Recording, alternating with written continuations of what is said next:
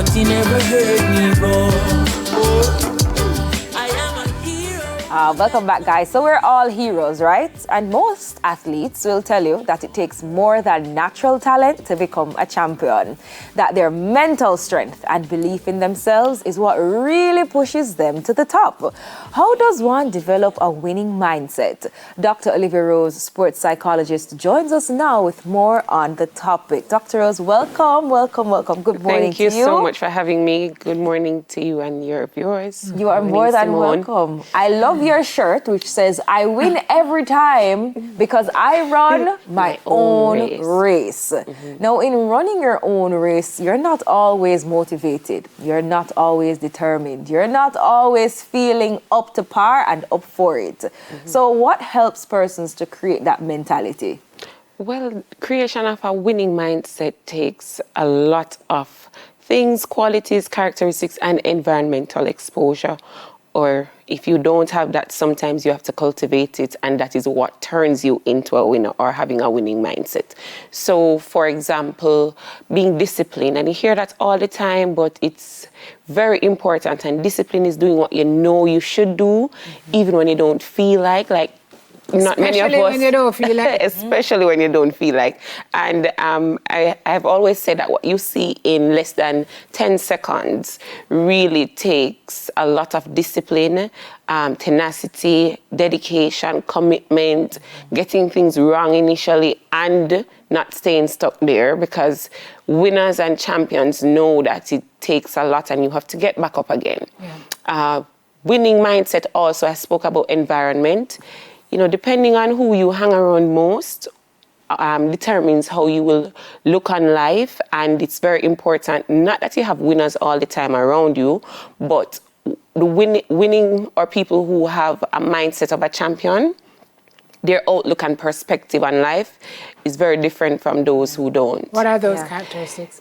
Well, they're optimistic. They're more optimistic than the average person. And being optimistic doesn't mean that you don't understand defeat or setbacks, or when challenges come, you think that the world is all peach and roses. No. Optimism is more about hoping for the best, having a positive attitude, because the pessimist may be right anyway, but the optimist enjoy the journey. So optimism is a key quality of a winner mindset.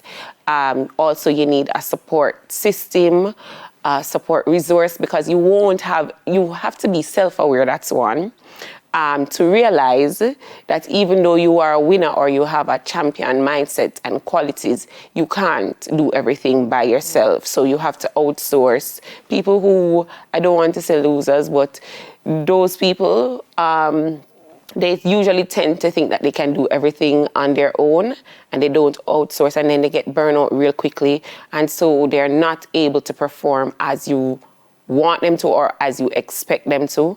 And then, of course, balancing expectations, assessing things properly. And that may, again, need and require outside help, because sometimes some people tend to blame themselves unnecessarily. I think often when we talk about champions, we think about people who are always winning. But a good champion knows how to lose, right? Excellent. I kind of want to contextualize it for our purposes, for champs in particular, where competition is rife. I mean, I watched Thiana run her 100-meter this week and blow the track away, and then look like she'd lost because she hadn't gotten the record that she wanted. How do you train the mind of a champion to accept or to compete in those kind of just ridiculously competitive environments that even when they're winning, right, they don't feel like they're winning because they haven't hit, I guess, what would have been her personal goal? Target. That's a very difficult question, because as you're asking me, I'm thinking about how I also help to prepare athletes mentally, and it's never really about whether or not they have won or lost at the finish line, but whether or not they really achieved their goals.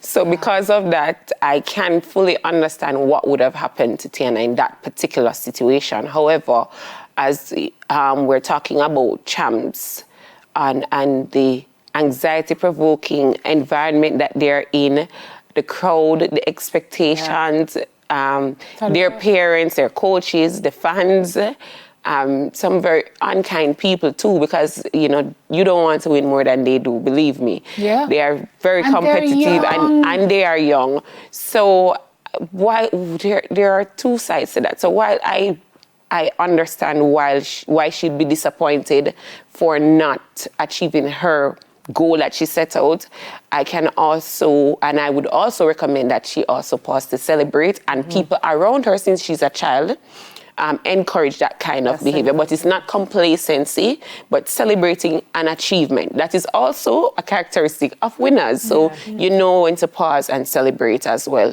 even if you didn't achieve a particular goal. Dr. Rose, how important it is to be honest with yourself? Because sometimes you will get caught up to say, oh, I want to win, but sometimes it is more than winning. You want it all. And how important it is to pace yourself, but also to be honest with yourself, to say, hey, my goal is actually 150%, but if it is that I do give 90% of myself now, and it is the best that I can do right now, how important it is to just be honest with yourself and allow yourself to just enjoy that journey until you are able to get to your 150. Wow, thank you so much. I almost felt like that one was really out of it, because that's that difficult question to answer, because many times that in and of itself can put limitations on people. Okay. So, and it depends on, again, let's stick to sport, but that's why I encourage athletes to make goals alongside their coaches, because you can have a goal that in your mind, it's realistic and it possibly is, but then based on the resources that you have or don't have and your attitude towards training, it's really out of this world. So that may not be possible. Realistic. And then when it doesn't match up to reality now, that's when you start feeling like you've not met your expectations, you're an underachiever and so on. So especially for children and young athletes, it's important that you share these goals with your coach or a trusted professional in sport. And that's why it's really important that we have coaches and sports personnel who understand and take the initiatives and responsibility of the young people that are in their care seriously. Further to Tal's point, is to be able to, as a champion, give yourself the grace. Yeah. To know that some days are going to be 95%, some days are going to be 100%. Absolutely. That you want. And it's interesting though, Dr. Rose, because you touched on a number of points in terms of just, believing in yourself and mastering your mind, but always being willing to learn is also one of the attributes of a champion. Very good. And in sport, we call that being coachable or coachability, and you have to score high on that. So really, I don't like to, that's a difficult time when I work with people who are not coachable, because champions, and I can spot champions from afar based on that one characteristic, because if you're not willing to learn, we have a huge problem, especially when you're going to change coaches for whatever reasons, or even support staff, etc. So very early, you need to display the ability to learn, to grow, to evolve, and to take corrections and feedback. If you're not educable, it's over. If you can do it yourself, then go and do it yourself. Right. And if you know everything, then this is not the space for you, because even with the greatest talent, if you're not coachable, it's going to create a lot of heavy baggage that will slow you down on the track and even in life, because nobody wants to work with you. And the truth is that, as Neville Bell always says, sports is life. So once you can master this, it really is a paradigm for how you live the rest of your life. Champions strongly believe in their own power. They always want to learn. They're mentally strong and resilient. They're masters of their minds, as Doc said, committed to success. And the team around you is crucial. Coach, supporting staff, friends, family, all important. Developing the mindset of a champion. Thank you, Dr. Rose. Thank you for having me. Stopping in this morning. She wins every time because she runs her own race, says Dr. Olivia Rose, who has never run a day in her life. Have you? No. Okay. Sports psychologist, Dr. Olivia Rose. We have more on Smile after the break. You're running your mind, though. That's really all that's important. Running life.